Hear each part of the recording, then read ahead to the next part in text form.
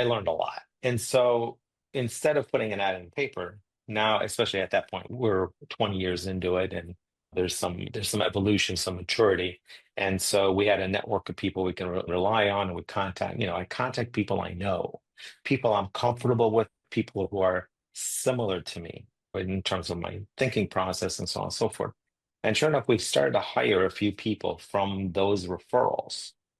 Now, moving forward, I turned around and asked the existing staff, who do you know? We need somebody for this position. We need somebody for this position, or whatever the case was like.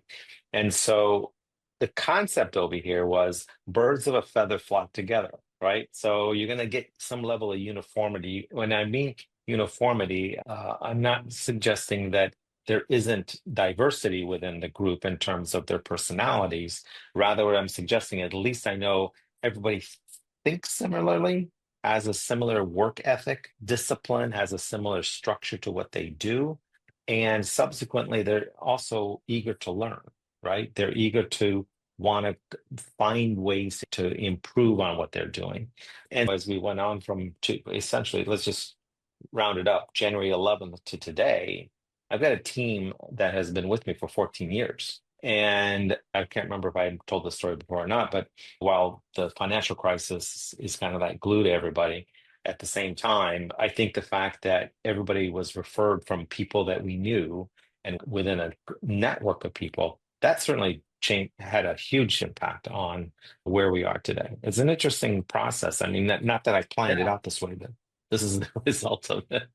that's awesome. So you gotta have some stories on this. Ah, I've got crazy stories on this. I think with a lot of the accounts that I'm working with, the number one panic with all of them is hiring. It's hiring. Mhm. Who do you hire? How do you hire? And how do you train? So there's several things. Number one, I think Steve said it right. You need a process to distinguish. First of all, you've got to get clear on who you want. I find that so many people want everybody, any imaginable thing that you want to have done in your office, you want to put it on one person. So you want them to do marketing, legal, accounting. I mean, you just want them to do it all, and it's not possible. So you've got to really get very clear on what you're hiring for. That's number one. Number two, how do you onboard them? Very rarely does a company onboard somebody effectively.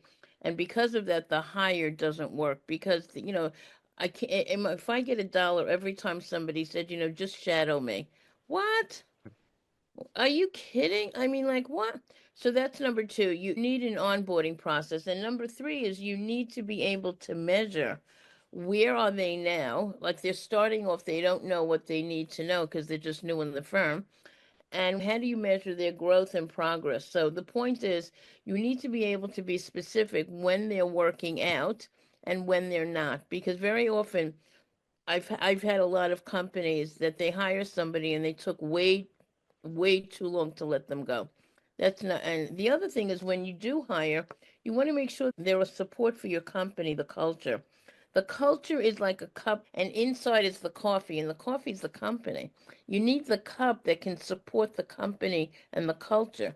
And I just think about New York, and today they're trying to get a lot of people back to the office, and there's still a lot of resistance.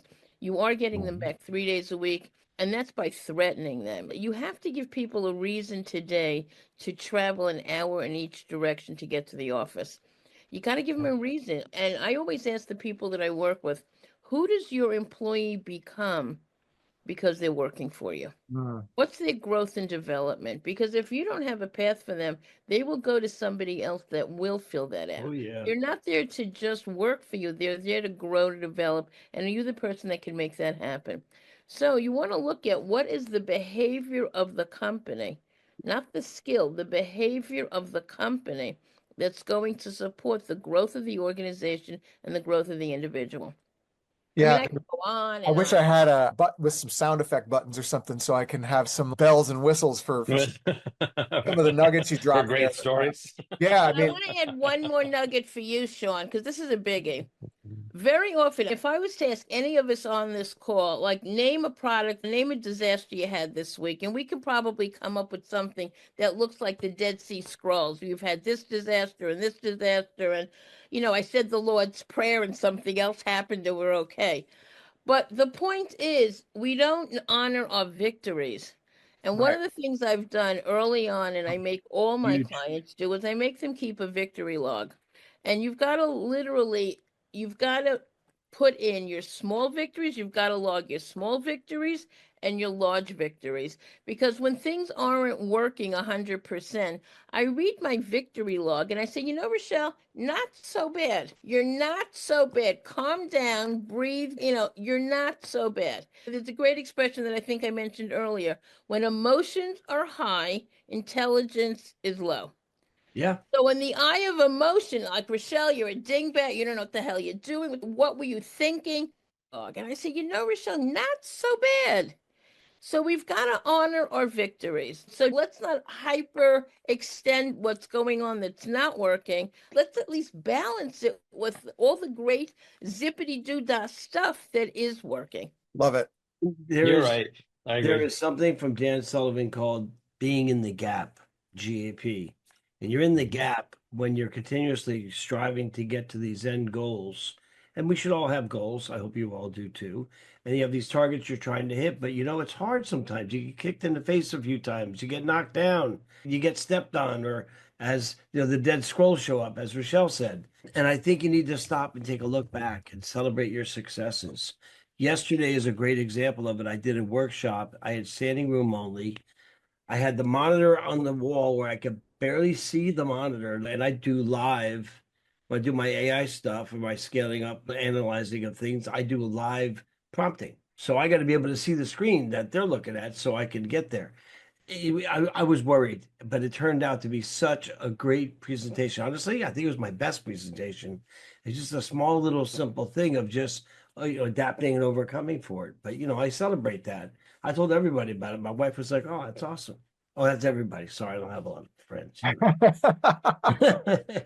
That's why I wanted to start the show with talking about there. I love it. Talking about something great that happened, because the realization that I come to daily, and I've been like you all, I've been doing this a long time, been self-employed a long time. The realization is that entrepreneurship can feel like it's 97% losses, because what we do is solve problems, difficult problems. Because if we weren't solving difficult problems, we wouldn't get compensated the way that we do, or at all. If they were easy problems, they would have been handled before they got to us. They wouldn't need us. That's Or exactly whether it. that's an internal problem or an external problem, like with a client. If a client could solve it on their own, they would have solved it. If our team member could have solved it on their own, maybe we didn't train them well enough. I heard it the other night on a podcast, but only the most difficult, unsolvable stuff comes to the desk of the founder or the CEO. Or if you equate that to government, only the most difficult stuff comes to the top of the food chain.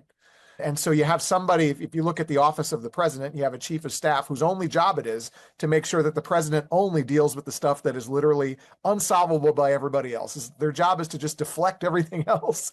And so when you're dealing with that, you feel like this, like loss, loss, loss.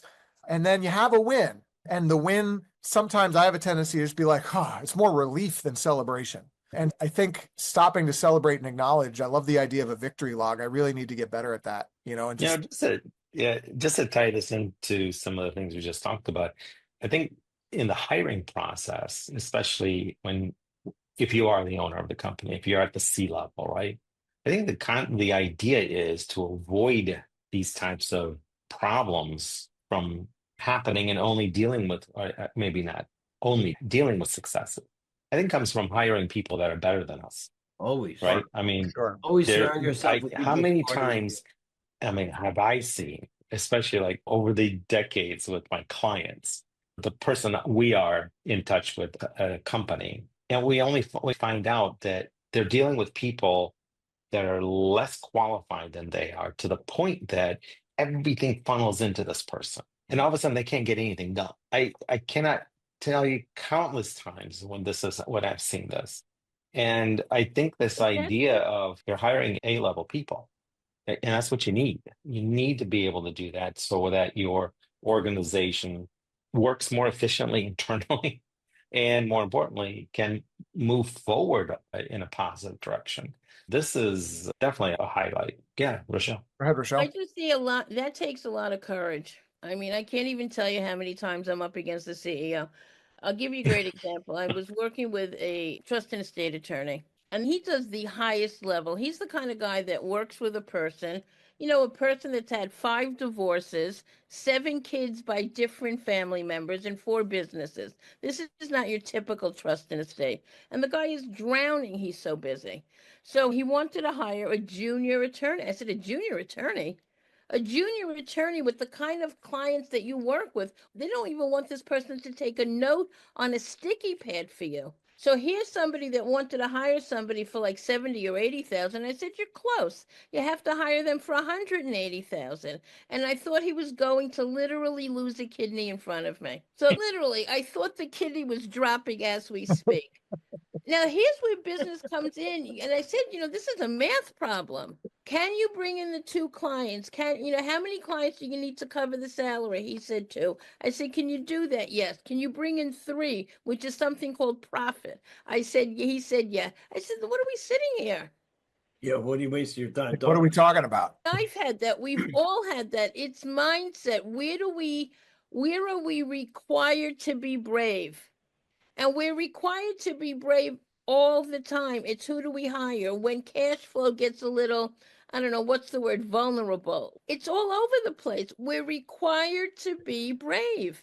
And I don't know about you, but in my cereal, when I put, my Cheerios in the morning, I look at the box. The ingredients doesn't say brave. This will enhance your bravery. But what doesn't enhance your bravery are your All these years connections. I've been wrong. I thought it was giving me all the power I needed. Exactly. What will enhance your bravery are the relationships that you have. Those are the things that make you brave.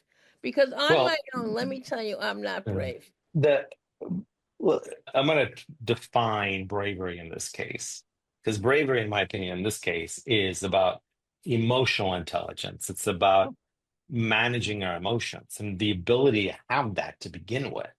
You know, founders, CEOs, company executives come from all walks of life, all different types, right? And we've seen them from the best where they're emotionally intelligent, they understand this concept of bravery is something that they can just do. They don't even think about it. Then on the flip side of the scale, we have the exact opposite. You got the C levels, you got the founders, the CEOs, the owners of the company who don't have that. And everything's got to be funneled through them. They micromanage the world and nothing moves and it doesn't move fast enough. Maybe, especially with the side is trying to micromanage everything, maybe we need to rephrase this to them as, hey, I want you to be brave. Let's see if we can get them A some lot out of of it.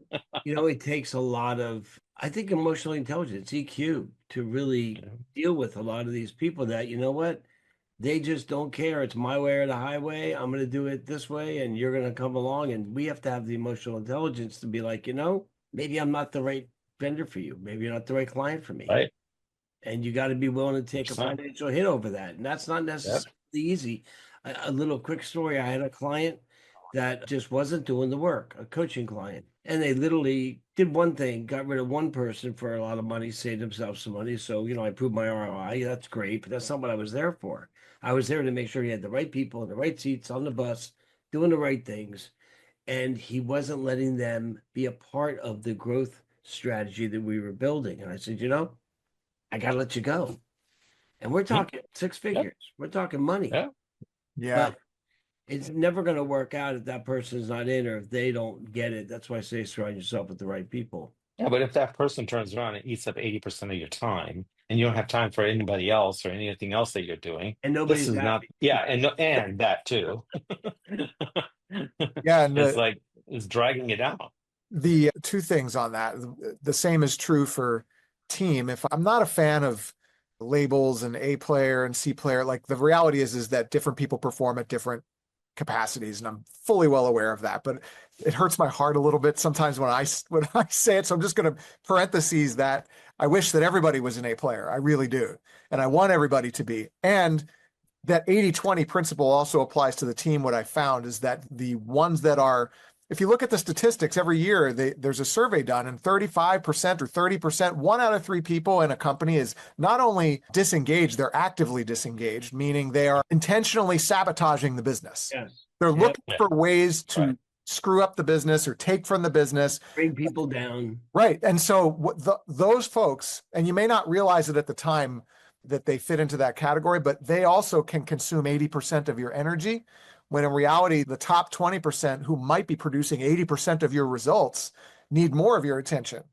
not less. And that's been a tough one for me to learn, and I'm getting there. And when we talk about emotional intelligence, for me, I'm also reminded daily that a large part of this game of entrepreneurship is purely emotional regulation for me. And so like we've talked about with fear, it's not meaning I don't feel or trying to train myself not to feel. It's allowing the feelings to not dictate a decision that's going to hurt the business, hurt the company, do something that's not in my best interest or in the best interest of the company or my team, because I'm feeling a certain way. Feelings aren't facts, is what I've been told many, many times. The longer I can delay an emotionally charged decision with more logic and, as Rochelle would say, higher intelligence, the better off I am. And again, it's a work in progress, but man, sometimes when something happens, like yesterday, there was a big financial thing, and my first physical reaction is, I'm coming for you. I'm coming for your family. I'm coming for your puppies. And that's not going to help anybody. And it might land me in jail. So I'm trying like That's for damn sure. trying to stay out of jail. And I don't want to hurt anybody, but like, just to be transparent, those emotions, some of them can be very, very strong. Oh, absolutely. Yeah. That's why we always have the power of the pause. The minute you can pause for a minute, take a really deep breath. I mean, it's, we know about it, but we don't do it. I mean, the breathing is really important because it brings the emotion down immediately. And we need to be smart enough to say, you know what, I've got to take a pause on this and then revisit this in a little while. The idea of just escalating it while you're in this either intense anger, intense frustration, intense anything doesn't really work. We've got to bring that emotion down. And that's where business, it's really important. It's that your mindset dictates the business, and the business dictates whatever the skill is. The skill is almost irrelevant. If you don't have the right mindset and understand to take care of the business, the skill will take care of itself. Yeah, the skill is the easiest thing to train up too. It's the easiest. Like, I can go learn a skill pretty easily in 2025, most skills. But man, this mindset thing, holy cow, geez. And that's what happens when people are in a company for an extended period of time. They get incredibly, and you might experience this, Maylee, or not, they get very comfortable and they get so resistant to change. It's unbelievable. So in order to move somebody along when they're so resistant to change, that's a lot of work. And that's is it worth the work? A lot of us. They say, is it worth the work on that person? Right. Come in, we want to change. In the meantime, we start setting the path for change, and they resist absolutely everything you put on the plane. And I don't want to do that. I don't want. Hello. They want I think it's a waste of everyone's time, energy, and money to have to change somebody or make them be or fit. That's right. Fair peg into a round hole. At Scaling Up, we use the top grading methodology. It's all about hiring, talent assessments, hiring the right person, getting a job description, like actually defining what the job role is, what they're expected of, what KPIs and metrics they'll be held to as it relates to the balance sheet, all the way down to the dollars on the P&L and balance sheet. And that's really the way that you should look at every position. And I think from the executives all the way down to the frontline workers, because otherwise it will eat you alive. Speaking from Rochelle, real quickly to answer a question. I'm going back to the fact that the team that we currently have, 25 strong, they've all come from a similar background. They all have been referred through the same group of personalities.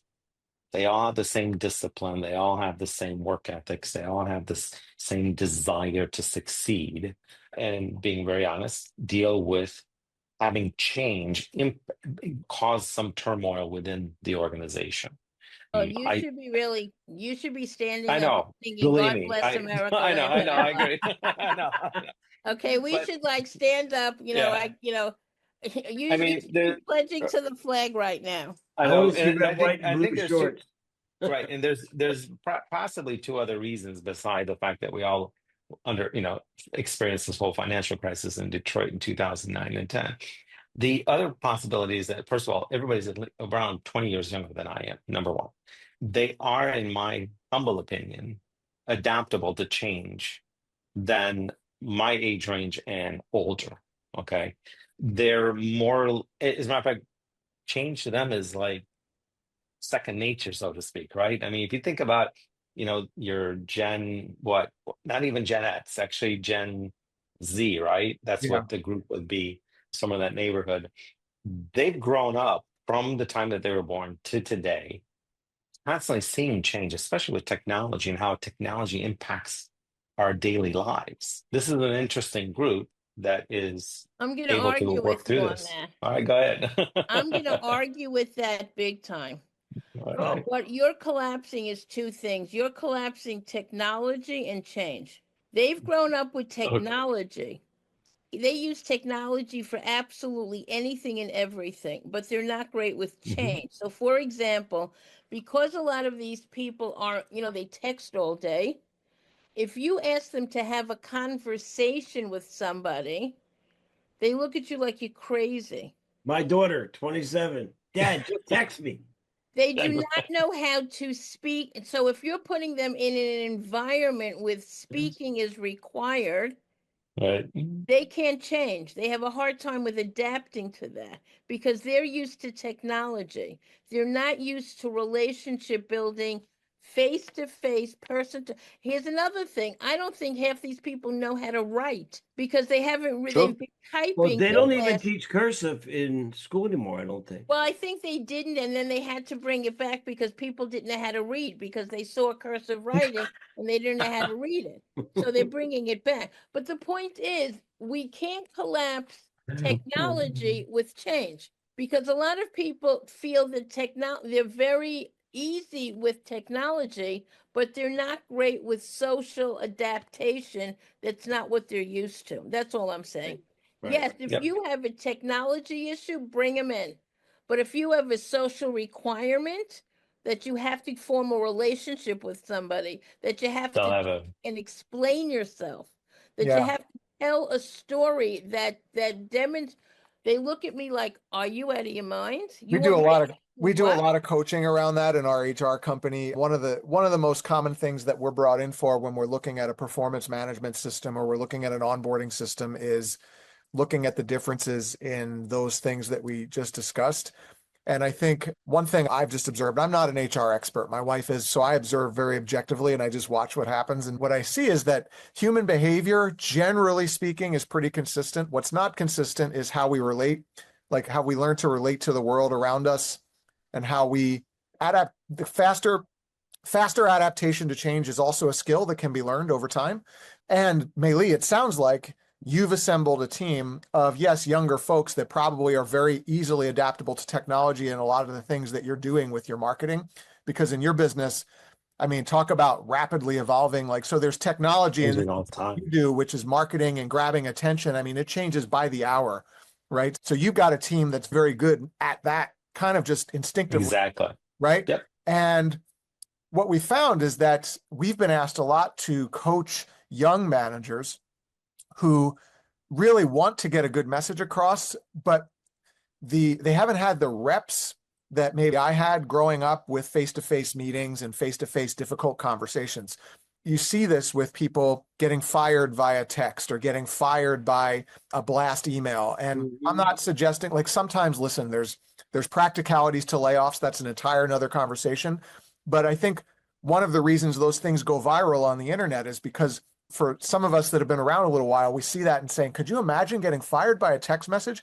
And yet when I talk to somebody younger, sometimes they don't think anything of it. They're like, well, of course, how else would I Right. get fired? Exactly. And it's really like, Is there another way? right. And so Right. it's just, but like, that would be tough for me to deal with.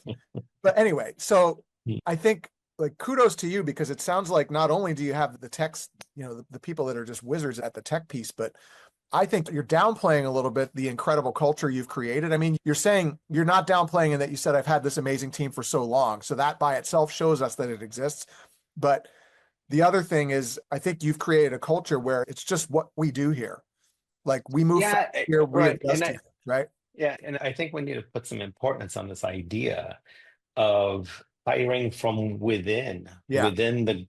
within a network of people that are inside that network, right? It's the people that I know, it's the people that the staff knows, it's somebody that is very close to me that they know somebody. I mean, that this idea of having some level of discipline, desire for success, being able to work within this, especially our environment of digital marketing, everything's changing so quickly, right? Being able to work within that. And in some cases, I mean, like right now, I can tell you that the team has resources using all these new tools that are on the marketplace. Half of them I haven't heard yet. So I'm glad they're around. I mean, Yeah. it's crazy. But Canva's writing software now. Canva can program I know, Oh applications. man, we have to do an AI episode, Steve. Like I'm sure we got to do. definitely. I agree. Yeah, Yeah, like we no have to do, doubt. and it's going to be more than one episode. But talk about adapting to change. Holy crap! Yeah, My brain exactly. is like, Oh, Oh man, and like I think all of us on wild. this call. I mean, Steve, you do it for a living, and so do you. You know, so mainly I'm sure AI is a big part of your marketing stuff. But like, Oh yeah, this is one of those especially now. things. Like this is now. I mean, Rochelle, how many new technologies have you seen revolutionize? I remember when I was giving talks on Facebook in 2008 to business owners, telling them how I was literally generating leads on Facebook, and them telling me social media was going to go away in a year. And it was just a fad. And you're like, I'm not going to learn that crap. I'm like, okay, good luck staying in business. And that's kind of how I feel like where we are now. So like we, yeah, but That I would just, be the I late want, adopters. yeah, I want to just digress for 1 second on the Melee said about culture, what you said, I think, Sean. Your people will follow you to the ends of the earth if you have a good culture, and it really starts at the Mhm. top. And for anybody out there that's starting a new business, running a new business, you really need to think about your core values. And that's where it really starts. What do you innately believe in? What do you truly would like take a financial hit over?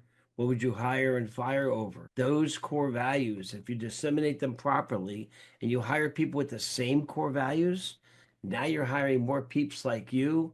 And that's how you build what Melee's built over time, is you build a whole swarm of people that all believe in the same things. And if they see somebody making a mistake or not living those core values, they'll call them out. They won't amen. even have to tell you, the owner. They'll call them And out they, directly right, themselves. and they exactly, and they shouldn't be afraid. I guess that's the best word I can come up with right now. To to No, to you do empower that. them not to be afraid. You tell them, Exactly. call them Right. out, get them. Absolutely. Yeah, But because I, I mean, it it's one brings of the those, whole ship down. I don't know if everybody's ever gone through the whole Stephen Covey 7 Habits of Highly Effective People, but this whole idea of making sure that the team has the authority and the responsibility to make a decision. And Yep. I think this is so And here's important. the other thing. I think, Sean, you might come across this a lot. I find that today, that things moving so quickly, I think one of the biggest problems in companies today is decision making. They're petrified. They're afraid to like literally pull Yep. the trigger on anything. They're They think, stuck in the middle. what if I wait, something will calm me. If you wait, you're gonna have more disaster. If you yep, wait, I mean, so this concept of being able to make a decision, I think if I had to pinpoint one thing that companies are really struggling with right now, it's decision making. They yeah, just that they tracks. cannot make a decision. They just can't. They're so, what if it's, they don't realize that if, something in motion, you can always course correct. But if you're waiting for, I don't know what you're waiting for, the dust to settle, it's not going to settle. And Yeah, you're stagnating. You're like signing a degree on, let me stagnate for the next 6 months. The minute you can't make it, your business goes Well, into then you're just losing stagnation. ground. But at that point, your Yep. competition's taken off and you're left in the dust. yeah. You used to be able to get Action away with it. versus inaction. It I used mean, to be able to honestly. used to be able to get away with it a little. The speed of change has also increased, and so Oh God, yeah. so it's not only that things are changing, it's the rate at which they're changing. There was a period where I mean, going back to where if your office was closed and you went home, nobody could reach you until Monday. And so but your competitors were doing the same thing. In a Right. lot of Yeah. businesses. Now that's the idea now of not being able to get a hold of somebody. Or Isn't, I know. what do you mean he's unreachable? Like, where is he? Like he has, I know he has a smartphone. Anyway, Well, this now is you can turn your business into that 24-hour day, 7 days a week. 100%, You got 100%. chatbots. You got live agents. I know it. I rescheduled it was actually a dermatology appointment. I think I might have said this last week, but it wasn't an MRI, but I rescheduled a dermatology appointment all using AI. I didn't plan on it. I called their number. An AI unit picked up. It asked me who I was. It validated me by my birth date. It asked me a couple of the questions about my address to make sure it was really me. What do you want to do? Boom. I mean, I scheduled the appointment, spoke to nobody, saved millions of dollars over time. These people will save, or hundreds of thousands at least, in just, hiring someone to answer the phone and say hello. What day would you like tomorrow, next week, Wednesday? And I moved the dates around, and it was like no problem whatsoever. I did the same with an airline ticket last week, and I was chatting with a lovely person named Daniel. And I was like, wait, if this is way too efficient to be a person. Like this is, Yes. I've called airlines before. No offense, airline workers. But No, I yeah, just think but that we guys, should really, any listener, just literally, if you want like a great, recap of something that can make a difference for you, is literally check and see what's your decision-making process. yeah. What are you stalling on? What are you literally writing? You're creating a signature on putting like stagnation. So that's for all of us to just think about. What are we doing this week that we're procrastinating on something that automatically makes us stagnates? And it's when we think about that, let me tell you, decision making comes a heck of a lot quicker. This We was, so don't I recognize have the an cost of interesting inaction. so I have an interesting story with my team, right? So we get to Thanksgiving every year, and things start to slow down, right? I mean, it's slow considering we're mostly It's B2B the anyway. holidays, It's the man. holidays, right? Things are slowing down. There's not much going on. Certainly, you're not onboarding a new client, so that's not going to happen during that time frame, right? And so, from Thanksgiving to New Year's, things are slowing down, especially by the time you get to Christmas and New Year's. It's like nothing's happening, right? I can't sit still. I really can't. It's like I have to be doing something, right? It's either for clients or a project or something. But during that time frame, nothing happens, right? Clients don't need anything, right? Nothing else going on. So during that time, up until about mid-January, I decided to to fill my time. And I find a special project of some sort. It doesn't make a difference what it is. Okay. I don't care. It's like I got to be doing something. I got to be working my brain. I need to be doing some research. I have to be doing some planning. I don't care what it is. I'm just right into it, right? And sure enough, I overextend myself during that period, right? When I'm having all these grand ideas or I'm focused on some special project. And sure enough, by the time I get to to January 15th, all of a sudden things start to pick back up and all these things that I was so Boom. enthusiastic about are See ya. dead. Yes. My wife yells at me every year. She's like, I don't know what the heck you're so upset about. I'm like, because there's no work. There's nothing going Money on. coming in. The money doesn't come in. We're not going to make any money. Oh my goodness. Listen, for 35, 38 years, you've been complaining the same thing every year. Honey, it's that time of year. It's just a Or quiet it's time. August. It's August. Let's go on vacation. Just Let's go on Let's vacation. go on vacation. Oh, okay. as usual, this chat, so many gems, so many nuggets. Starting off by sharing something great that happened, and look where we ended up. So we truly are lunatics, and I love it. This was another fantastic conversation. So if you made it this far, thank you. We're happy to have you. Please follow the show. We will be creating a show page shortly. In the meantime, you can follow all of us. We will be continue to share the show. It's every Wednesday, 2 p.m. live Eastern time on LinkedIn. Subscribe where you're watching this.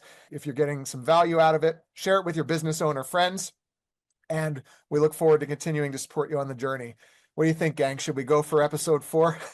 Oh, absolutely. Absolutely. All right. Too much fun. We'll see you back here. I actually may not be here. I have an onboarding. I'm going to be in Brooklyn is where I'm going to be. I don't think you're representing the company culture very well right now, Steve. Sorry, man.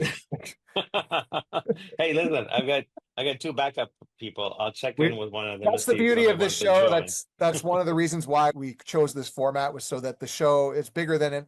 The show goes on, and so because all of us, there's no way all of us can be here every week, So this is a good lesson for all of you. Start something that you can continue and figure out a way to make it move. Yeah. So excited to have you. We'll see you back here next week on Business Lunatics. Thanks everybody. Great chat.